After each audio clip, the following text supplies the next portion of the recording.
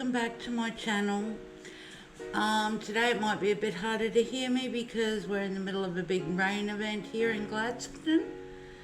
Okay, today I am painting on a 25 by 50 centimetre canvas.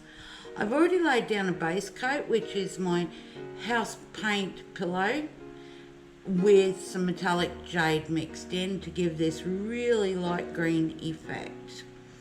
Today I'm going to be doing a split cut pour.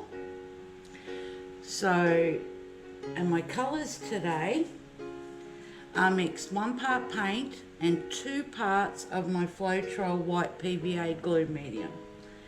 Colours today are lemon yellow,